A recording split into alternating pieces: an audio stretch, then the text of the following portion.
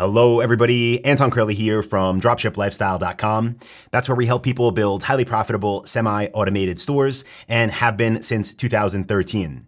Now, in today's video, what I want to talk about is how to create a return policy for your dropshipping store.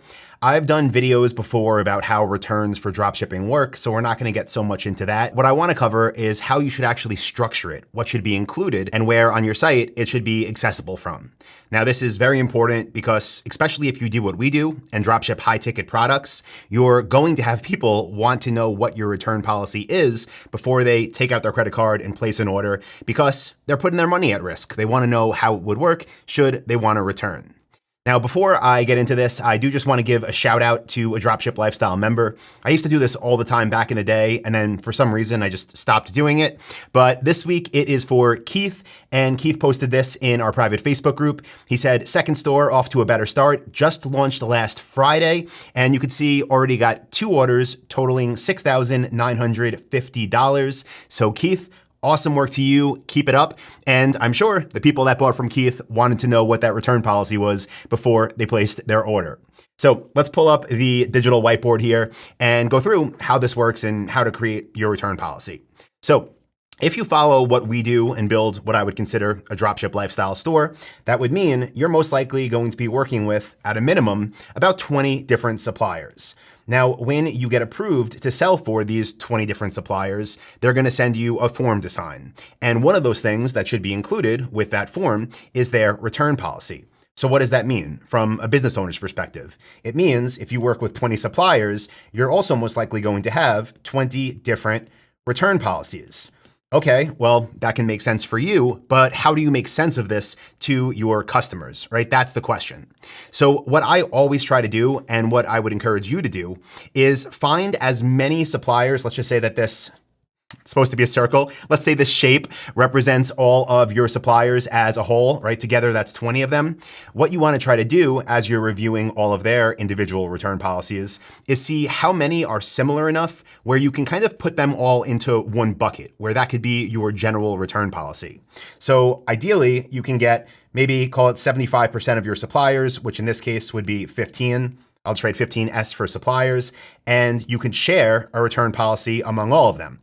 Now, we'll talk about what to do with that other 25%, or in this case, the other 5 suppliers in just a minute, which will go over here in red. But what does that general return policy look like? What should be in it? So really, it covers the basics. So first of all, do you offer returns? If you offer returns, how does the return process work? Does the customer send an email to returns@yourstore.com? Do they contact support? Do they call you? Do they submit a ticket? What do they need to do should they want to return? You also need to include how long customers have to return the item. Do they have 5 days? Do they have 15 days? Do they have 30 days? Whatever that is that could fit into your general return policy definitely needs to be there. Other things to think about is restocking fees. Are you going to charge the customer a surcharge if they want to return something? If you're going to, make sure that's in the policy. Something else is return shipping.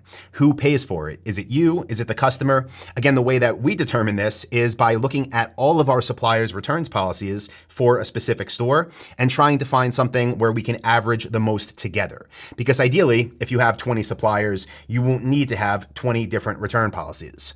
Now, I'll talk about where to show these off on your website in just a minute, but let's first talk about, in this scenario, these other, in this case, 5, right? You would have 5 more, 1, 2, 3, 4. 5 different suppliers where they have different return policies that don't fit the main mold. This can include things, and I'll just bring this down here. Maybe you have a supplier or two that literally say no returns. You can't return products. Maybe you have some suppliers that say, you know what, we have really generous return policies and you have up to 60 days, whereas everybody else would have, let's just say 30. Maybe you have some suppliers that have some type of, in my opinion, crazy policy where they'll do 365-day returns. Now, if that's the case, right, these would be the outliers where you wouldn't want to just say on your store that a product that maybe the customer actually has 60 days or 365 days to return it has your normal 30-day return policy.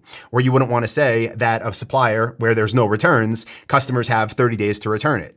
So what we do in this situation is, again, out of, in this case, 5, see if there's any more we can combine together, maybe another 2, maybe another 3. If we can, we do like to group them as much as possible. If not, that supplier will have its own specific return policy on our stores.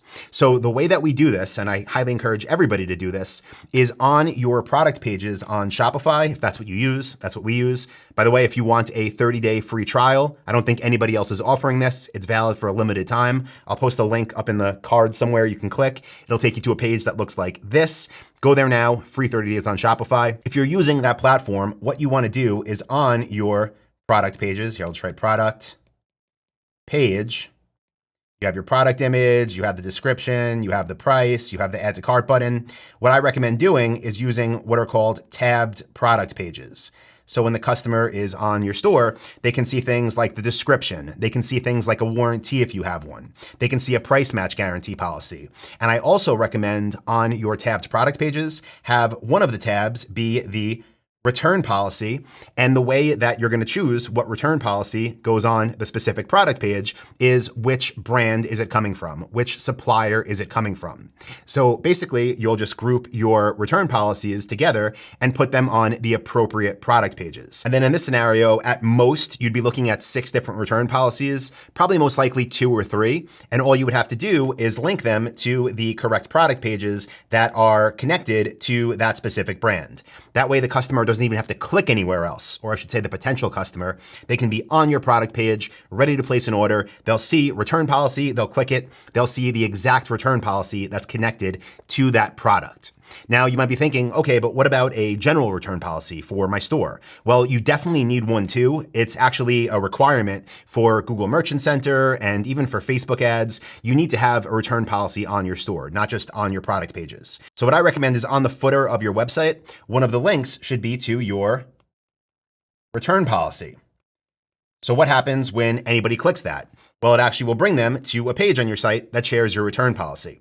Now, the way that we do this on our stores is the main return policy, right? The first thing people see is the return policy for, in this case, the 75% of suppliers that it applies to.